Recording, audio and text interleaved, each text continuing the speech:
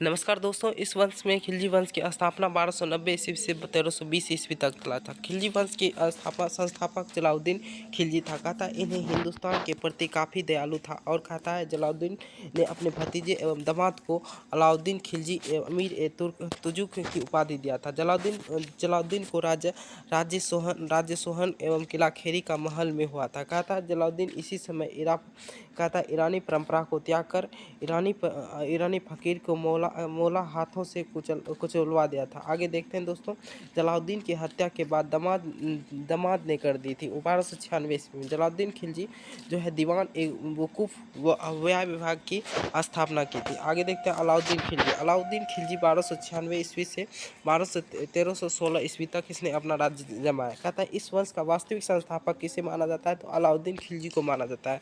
कहता है ये हिंदुओं के प्रति काफ़ी कठोर था और इन्होंने गुप्तचर प्रणाली की शुरुआत किया था।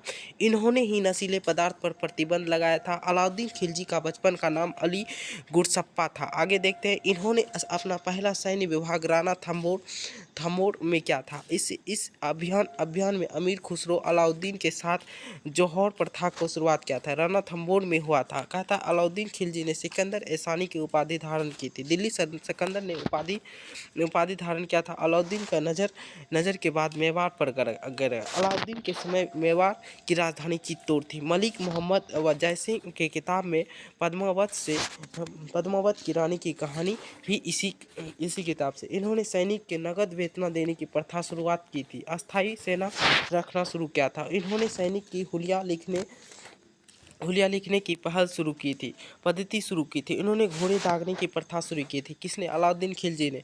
आगे देखते हैं, अलाउद्दीन ने चित्तौड़ के नाम को बदल पर खिजरोबाद रखा था। अपने बेटे को खिजरो खान एवं खिजरोबाद को गवर्नर बना दिया। कहाँ का? खिजरोबाद का। कहता है इस समय के भूस्वराज के लिए 1/2 यानी 50% कर देना पड़ता था। इन्होंने मकान कर और चिराई कर भी लागू किया था। इसके समय बाजार नियंत्रण प्रणाली काफ़ी सख्ती से लागू किया गया था। बाजार प्रणाली 3 प्रकार की होती थी, खाद्यान्न, वस्त्र एवं गुलाम के पशु के लिए। आगे देखते हैं, अलाउद्दीन जो था मलिक कपूर को गुजरात के विजय के दौरान नुसरत खान ने 1000 दिनार में खरीद लिया था। मलिक कपूर 1000 दिनारी भी कहा जाता है। अलाउद्दीन ने मलिक कपूर को दक्षिण विजय के लिए भेजा था। मलिक कपूर ने रुद्र प्रताप, रुद्रदेव एवं कोहिनूर हीरा लिया था। कहता है मलिक कपूर ने रुद्र प्रताप से कोहिनूर हीरा लाया था। कहता है मलिक कपूर के कोहिनूर हीरा अलाउद्दीन को भेंट किया और अलाउद्दीन अपनी राजधानी दिल्ली में सीरी को बनाया था। इन्होंने अपनी राजधानी किलाबंदी करवाया और मंगोल के डर से। कहता है अलाउद्दीन का दूसरा सिकंदर भी कहा जाता है। अलाउद्दीन को दूसरा सिकंदर भी कहा जाता है। इन्होंने अलाई दरवाज़ा, जमात खान मस्जिद में सीरी बोर्ड बनवाया था। अलाउद्दीन खिलजी ने मलिक कपूर को नायाब की उपाधि भी दी थी। इसके बाद मलिक कपूर 36 दिनों के लिए सुल्तान भी बनाया था। यानी कि मलिक कपूर को 36 दिनों के लिए सुल्तान भी बनाया था। 1000 दिनार में किसी का रहता था, मलिक कपूर को खरीदा था। कहता है खालसा भूमि सुल्तान भूमि कहा जाता है। खालसा भूमि को सुल्तान भूमि कहा जाता है।